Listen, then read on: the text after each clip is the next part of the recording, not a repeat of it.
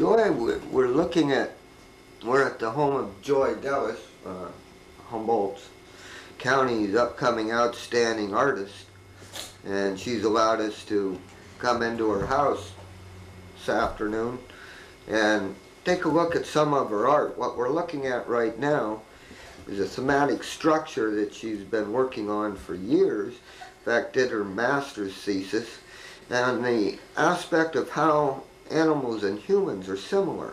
What we have is one of her excellent dog portraits, this one done out of paper mache that looks somewhat like a cat. And obviously in the picture we have cat. Joy, would you like to elaborate a little bit?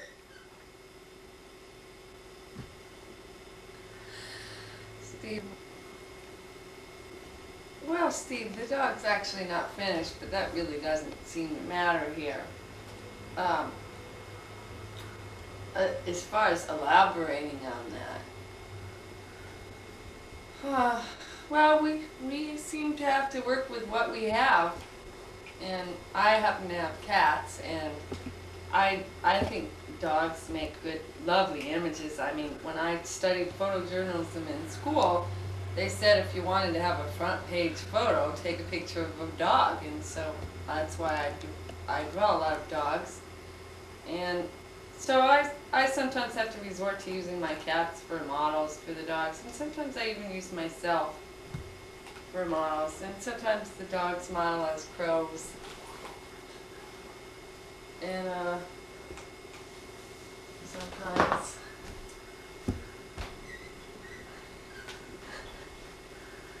sometimes the cats model as people, and who knows, you know, like, I'm not very articulate about these matters,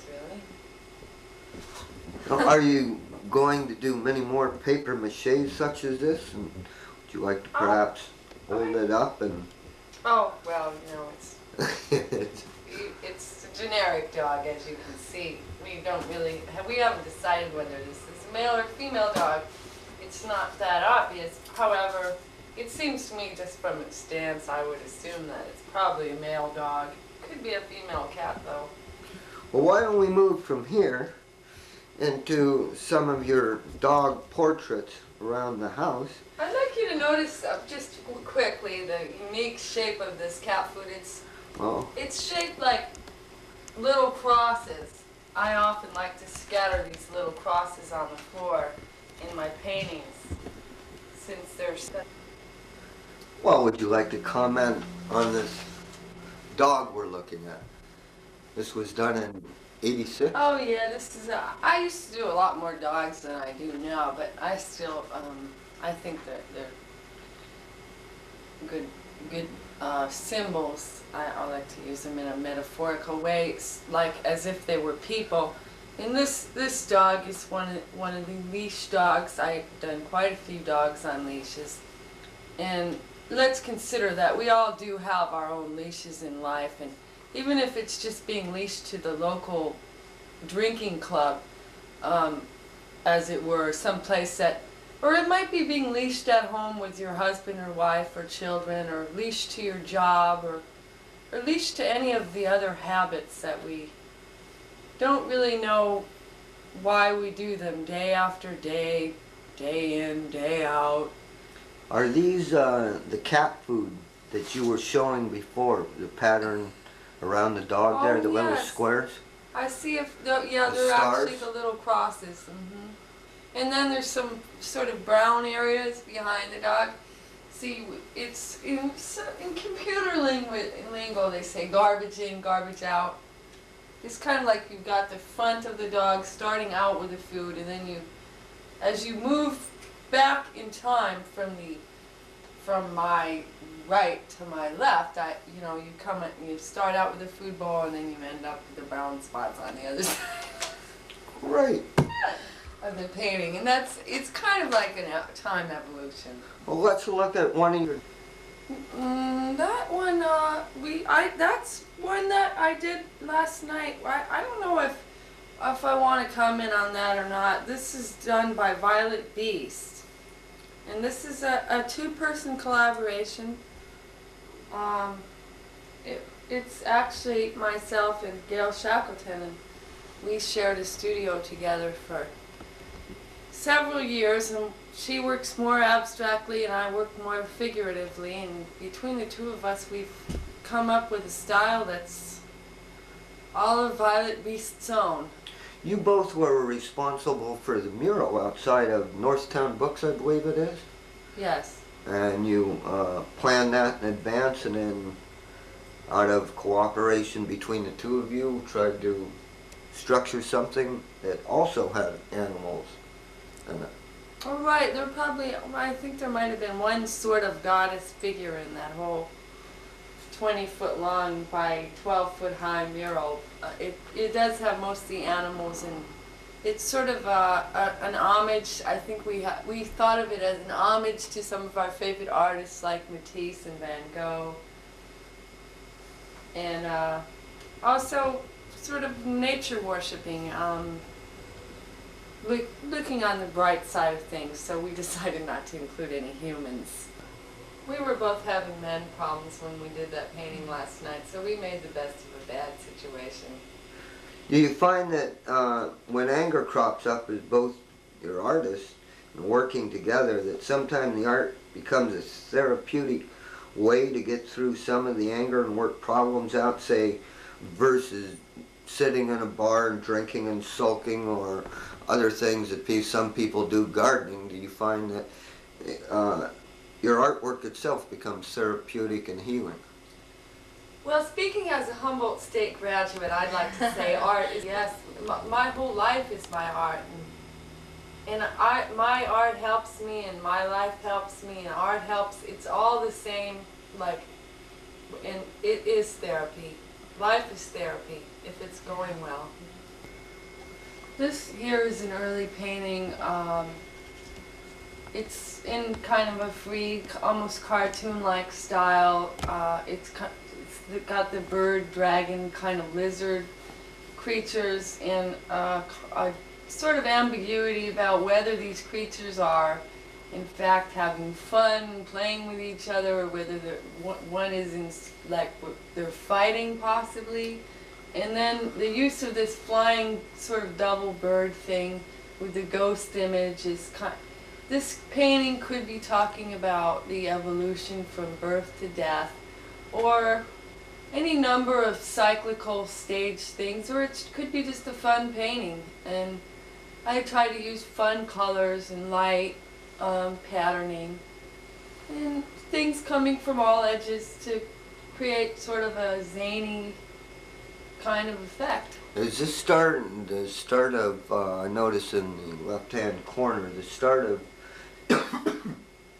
excuse me, some of your crow work, which we'll look at later on. Come to think of it, Steve, Mike, the crows I found in a sketchbook recently that they go back probably to, no, earlier than this. This is kind of the beginning, but I've seen crows in my work way back in probably late 70s. Crows were beginning to appear. It's funny how you go through things over the years and you think, oh, I started that in '84, and then you find something from '78 and you say, oh, the crow's been with me for much longer than this. Well, why don't we go around your house and you can show me some of your work and make comments, and for the viewers, give them a chance to see what your work looks like. This is another early work. We seem to be hitting all the early pieces first. So anyway, this is the crow that you were talking about. This is one of the first big crows. A lot of people wondered about what's this crow and the watermelon, and today it happens to be Martin Luther King Day. The crow and the watermelon don't have that association to me. This, in fact, speaks of fertility. The watermelon, to me, is a symbol of fertility. It's even almost an advertising cliche about swallowing the watermelon seed. The crow, I am the crow in this picture in a way, and I'm like, I took a bite of the watermelon. It's this big, juicy, luscious red thing, and red stands for blood and danger and passion and everything else. And there I am, flying away, spitting out the seeds. It's sort of like foreshadowing to me in a way about the idea that I probably won't have children. And it's kind of funny. It's a scary thing. Sometimes I think that, this question about, does art imitate life or does life imitate art? I mean, when I did this painting, I have to wonder, is this going to make me not have children? By making this painting, does this set it in concrete for me?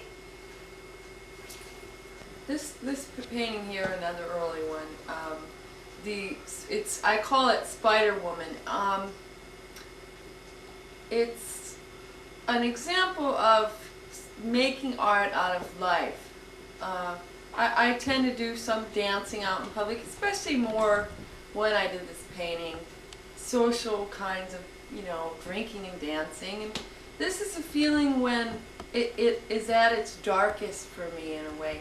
The feeling of being out on the floor dancing, and where sometimes it's beautiful and light, but sometimes it's got a heavy, dark feeling when things just aren't quite right. And the dance dance has all kinds of implications throughout history, and it's sometimes let's just call it the sacred and the profane elements of dance. And this is sort of more about the profane elements of dance. I noticed that on this one, they're hands grabbing. I guess that could be a representation of many things, but is that life clutching at you? Is that a representation of perhaps desire to get away from being clutched at? Well, I think that works, Steve. In a way, it's almost like, I think it's when eyes become like hands. It's like I'm being molested by eyes. If, when they say if looks could kill or something, yeah. It's like when people look at you in a way that's as if they were touching you. And I think it's as simple as that. You can read all kinds of things into it.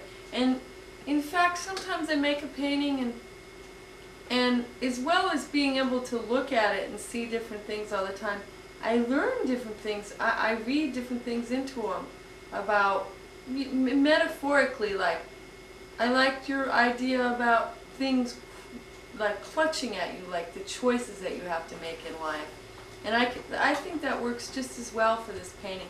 And I read recently, someone, I think David Hockney said about art that if it worked, a sign of a piece working is that it attracts meaning. And if this attracts meaning, then it works, this painting. This is a newer painting. I haven't done that much work on large stretch canvases. However, I feel that it's important as a professional artist to keep with the times, and the trend is and has been for many years to work very large. So this is one of my first large canvases, one out of about 10, and it came as quite a surprise to me. I think I call this one premonition. It's a technique that I haven't really tried before, of just painting directly onto unprimed canvas, and it sort of stains into the canvas, much in the manner of Helen Frankenthaler's work, who some of you might be familiar with. Not that I'm trying to compare myself with her. Well, that brings me to something about media. To me, media is nearly as important as idea in painting. Working with different things and seeing what will happen is sometimes the whole subject of the painting. And out of the need for me to work with these different materials, this is probably house paint and shellac, who knows what, and masking tape. I shouldn't give away my secrets. Somehow these figures emerged And they really do have meaning to me, but it's kind of a deeper, quieter, more personal meaning than some of my other paintings. So I can't really describe this painting like I'm able to describe some of the other paintings, which are also older, and through time, paintings become easier to describe, I think.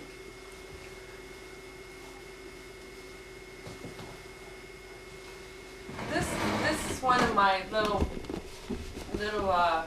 sort of paper mache kind of things. Speaking of working with odd materials, this is a lot of glue and cardboard and plaster and paint. And I do these things just now and then to get a break from painting. I have several around here.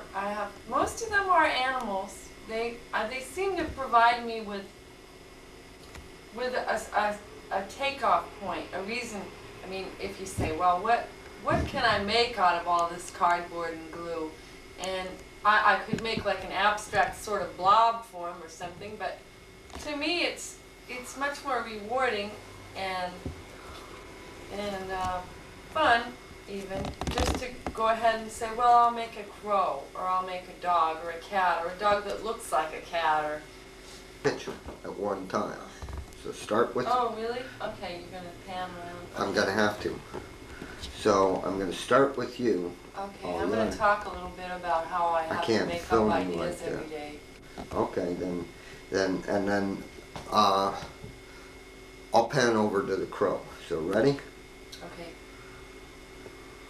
Well, Steve, ever since about 1984 when, through mutual agreement, I think, everyone decided that working full-time for someone else wasn't the job for me. And I became self-employed as an artist. Ever since then, or maybe even a little before, my life has been sort of a day-to-day task in finding things to do, and often things to do and make and sell even. That's almost forbidden in the art world to actually think of selling art. But sometimes I just sit around and I make almost folkware, I think. It becomes, well, it is definitely an enjoyable process for me. But every day it is like, well, what should I do today? And these are a few of the kind of things I do when I'm just like out there flailing around, you know, wondering, well, what can I do with foam core and glue or these 2x4s? And here's a little crow that I did, which gave me ideas for actual serious art. And I think I'll be having this crow, not with the whole base and everything, but cast in bronze black. I think it came out really well. It's definitely got a crow-like feeling. I never use models. I think doing things from memory is another very important thing.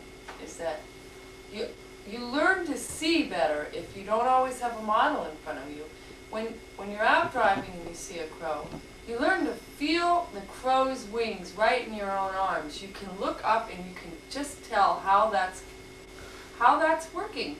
And so when you go to paint the crow, you know, you might have to go like this or that, but you're really experiencing crow. It's not like you're looking at the anatomy book and going, well, the crow's arms are connected to his shoulder bones, and sometimes when you use a model, you don't really see the thing itself. You don't, like, the thing itself. What about this stick figure that we're looking at? I'm going to try and get in for a close-up. I don't have much to say about this. This is, it's another example of duality. It's just a few pieces of sticks. It's not even well cut. It's not something that, it's just one of my day-to-day ways of justifying my existence. I decide, well, what am I going to do today? Well, I'll do a female-male kind of thing, and I'm a very bad craftsman. As you can see, I don't know anything about woodworking. And so I just hacked these pieces of wood out and made quite a sturdy little thing, you know, here. I think I was making a horse for him to ride on, but I see things in like the Mexican folk art thing at Fort Mason. They have a wonderful collection of little Mexican folk art and stuff like that. And I'm always getting ideas from things like that and primitive or third world little things that people just sit around and make, and they don't have all these pretensions about being like New York artists. That's a big problem with me. I go, well, maybe I should be a serious professional New York style magazine artist. I read tons of magazines published in New York, Lord knows. But to me, sometimes the day-to-day little processes of turning junk into art, or art into junk, or junk into junk, is what it's all about for me. And I might be senile, I might be eccentric. This is an example of, it's probably one of my more abstract paintings. I do have a little, sometimes it's like trouble for us artists, like we go, well, should we be abstract entirely, or should we be figurative, or what would people think? Anyway, this one's kind of a combination of being abstract and figurative. It's about my hometown, not my hometown, well, I wasn't. It's about where I live, and it's also about where I've been. And it's kind of all blended together in a dreamlike way to make what I call it Manila, a view from Spain. And these things kind of just, sometimes you work in different states. Sometimes a painting can be done very deliberately, and other times done almost in a trance, where you just start scratching around, pouring ink and using sticks, and this might have been a crow, and I think it's also a horse. And these might be crows, and they might be B-52s or whatever the kind of planes those are. And lots of barbed wire and trees and things, and this turned into a railroad coming through the Spanish mountains. I don't know if you can see that, but that's the way it felt to me. And so this is kind of a lyrical abstraction, I think it would be termed. But it's an example of blending together places in time. And I do that in my work. I have several beach paintings which are done more deliberately, and they are examples of having spent time on these Northern California cold beaches, and then the beaches in Europe where they have lots of stripes and gaiety and warmth. And I've come up with this kind of conglomerate beach painting from memory, which includes a coldness and a warmth in the same painting. And I'd like to show you some of them. This is another relatively early example of the abstract figurative dilemma, and also the use of many materials as part of the subject itself. There's so many things in there, I couldn't begin to count them all. There's gold spray paint and other colors of spray paint, acrylic, colored pencil, wax pencil, ink, oil, pastel, you name it, it's all in there. And also the dog shapes are in there, as you can see. There's sort of ears and a face on the lower left hand, and then a cute little sort of dog face up in the upper right.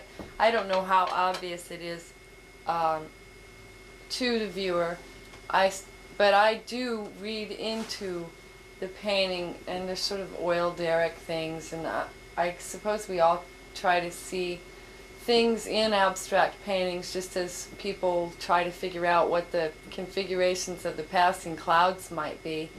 I'm just showing you this as another example of the abstract figurative dilemma. I have actually since then come to be known really more as a figurative painter, and I do like working with image, because through image I can I can refer to many things by using the image metaphorically. I mean by that, the image stands for many things. It's not just a dog. Nothing in my paintings, few things are just what they are. A chair.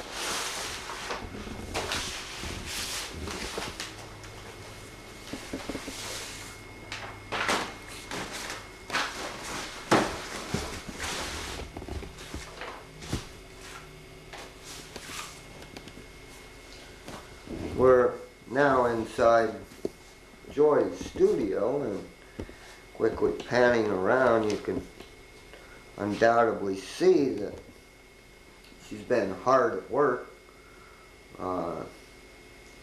We'll be back with Joy momentarily. I'm sure she'll be able to make some comments about some of these works that we're quickly looking at.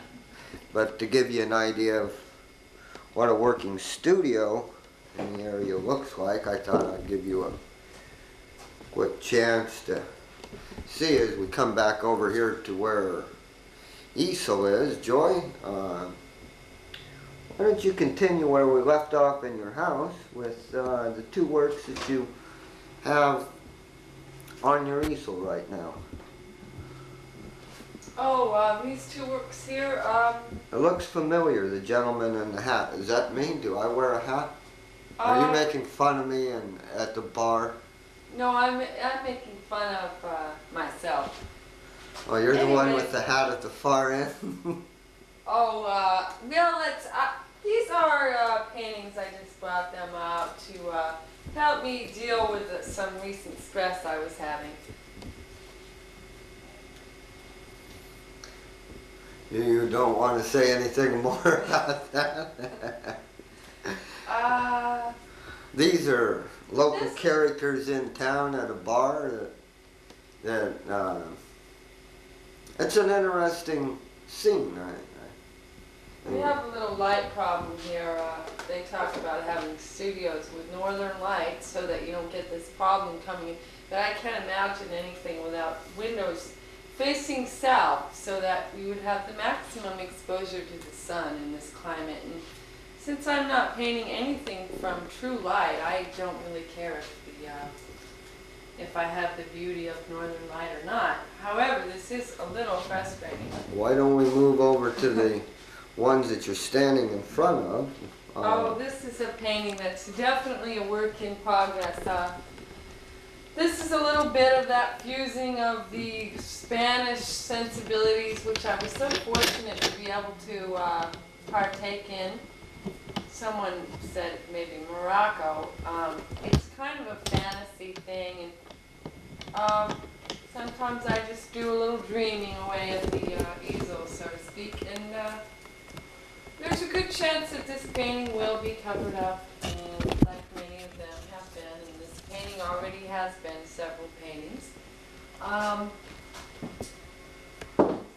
This painting here... It's very hard in this light. It is very hard.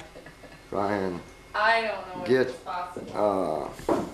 Actually, you might only be able to film on this wall over here. Well, go ahead and have a look at my brushes. I'll show you. I'm trying to get a close-up of here. I have it in focus of some of your paint mixtures, house paint. That's good. Yes, well, I notice you clean your brushes after every use. That's important. I often see in movies and such, I see portrayals of artist studios, and I always notice that they always have their brushes standing up and very clean, looking as if they've never been used. But I just want to show you I am one of the worst when it comes to things like this. It might account for the muddiness in my color, which one often sees. But I have found a way to make this kind of thing work for me. As one of my painter friends said, or it seems to be going around, that this is what we call the universal nature color. And it's sort of a gray, composite of every color that we have. This I'd like to show you is my paper storage unit, which I have so neatly arranged right now for your viewing pleasure. I find, well, I haven't quite figured out how to get everything into categories, but it's a wonderful thing. I've wanted one of these for years. I have, bar, domestic, bar, the club. I do many paintings about life, the social life in commentaries. Dogs, crows. This one doesn't have a title. Oh my. Must be bull riders. Nudes, beach, dancers, abstract. See, just for some people to see, I actually do have a full stack of abstract paintings, which I never show. And this is some of my paints here, in case you haven't had a look at them. Most of them are house paints. I haven't broke over the $1,000 mark on selling the paintings yet, but I'm working towards it. These paintings that we've seen, as I wander around now over to another wall, and looking at some of the crow on the tree, which is quite dynamic right here. I've had very few comments about that one, actually, Steve. Well, I like it. I think the bareness of the tree and the crookedness of the crow makes sense. They go well It's together. almost a black hawk. Yeah. I think it does feel more like a hawk to me. It's a winter scene. It's definitely very wintry. It's almost spooky in a way. It has that sort of last painting feel to me. Now, It might have been my last painting. I don't want to say that on here. now these works that we've been looking at, they're all being exhibited at different shows and are up for sale.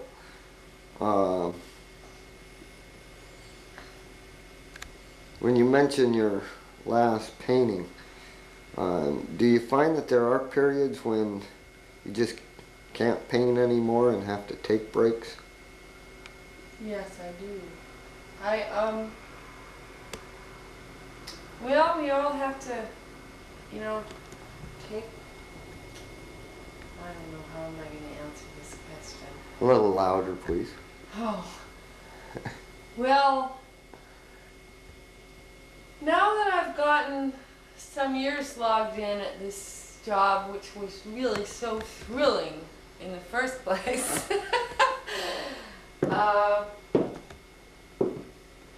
it's not all fun and games. I used to think, wow, what an easy job it would be. Every now and then you just have a complete exhaustion of ideas where you can't even go back and paint any old ideas over again.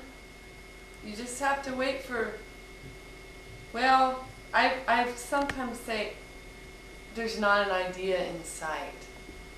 But I try to paint anyway, and if I'm not painting, I'm doing something. I'm making little clay figures, or greeting cards, or pins, or wooden things, or I'm painting pieces of furniture such as this one here.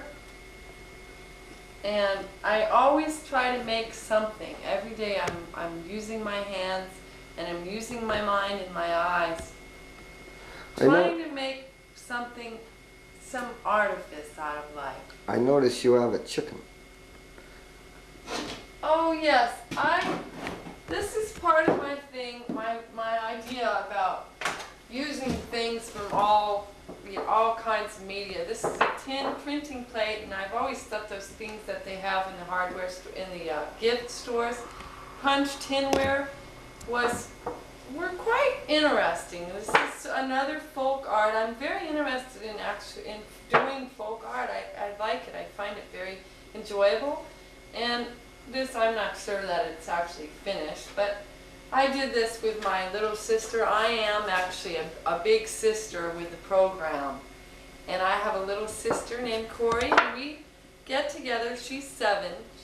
And we have a lot of fun every time. She comes over once a week, and we make these little kinds of art projects. And I find it very satisfying, and yeah.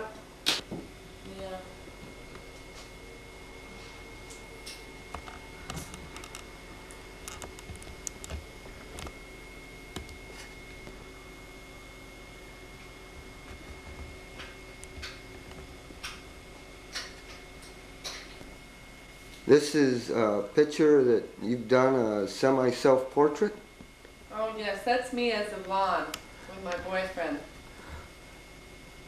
Are works like this for sale? Steve, I don't know anyone who would buy such a thing. I don't know This it. is to prove that I'm a real artist and that I paint whether it's for sale or not. And I do paint. I paint all the I time. don't know anybody that would paint such a thing. Do you know anyone that would feel such a thing? Maybe the cat. Well, Joy, I want to thank you immensely for allowing me to come over here. This is one of my abstract paintings. I stuck it out on the fence because I figured, well, who knows what might happen. Maybe it'll get better. It's double chin and... Well, Joy, I want to...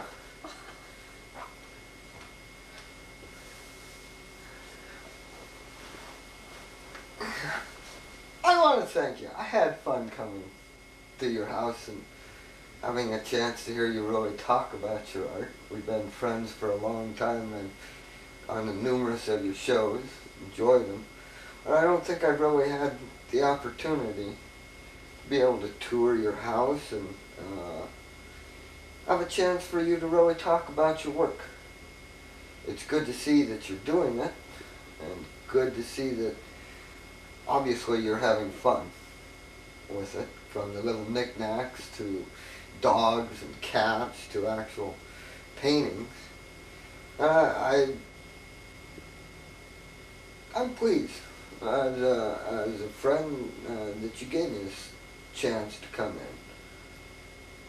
Well, I enjoyed this chance to be able to, you know, show my art to the public and maybe explain it a little bit for those that really don't know what I'm doing. Sometimes I don't know what I'm doing either, and I'd be the first one to admit it. Before we leave, or I leave, a quick note. You graduated from Humboldt State with a master's in art. Yes. And you've taught numerous classes and now teaching what park and recreation. Right. That class will be starting on February 7th, I believe, and running for 5 weeks. It's called Mixed Media Workshop, and you'll be working with everything. Is there an age limit? Well, I try to limit it to 18 and over because I taught this, the first time I taught this class I had 6-year-olds to 80-year-olds in there, and it didn't work out very well. So that's the only reason why I'm limiting it. I'm having 18 and over. It's not because it's X-rated or anything. Do you, and you've worked with kids. Yes, that's you're also a member of the Ink People, which I've seen some of your work, and you were part owner and had a gallery in Eureka. Would you like to? The First Street Gallery, yes. That was quite an experience, and it took a lot out of all of us that got it together. There was a few of us, and all the artists that participated. It was wonderful. It gave back everything it took. The only thing is, we just couldn't afford to keep it open anymore because, as everyone knows, this is, although there's a plethora of artists in this neck of the woods, there isn't really the same kind of amassment of buyers for art up here. Not that we should expect it either. Do you think in sometime in the future that you could see trying to open a gallery, say in Arcata, or open another gallery that for the artist here? There isn't really one specific gallery, though there's a lot of places that do show. At this point, I think it would be wonderful if Arcata did have a gallery. However, I don't see any chance of it running on anything other than a not-for-profit basis. I mean, we're talking grant funding and bed tax, you know, from possibly a percentage from sales tax going towards the arts. But the thing, I don't see any way of it running itself on private you know, as a private business, an enterprise, because there just aren't enough people out there to buy the paintings and keep the cost of a gallery are quite high. I didn't realize that until I got involved with the gallery, that while galleries do charge probably 50%, the artist gets half and the gallery usually gets half. I thought that was exorbitant as an artist until I tried being a gallery operator. And then, even at 50%, we weren't able to keep the doors open. Well, perhaps we can hope that one of our viewers may whisk you around the world to further your painting, and in the meantime sponsor a gallery so upon your return it will be outfitted and you can continue with great work and success. I've had a great time. Thank you for letting me be here. Oh, you're welcome, Steve.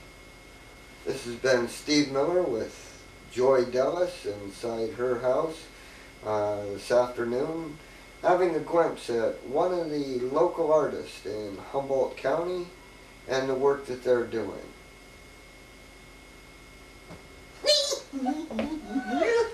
Oh, God.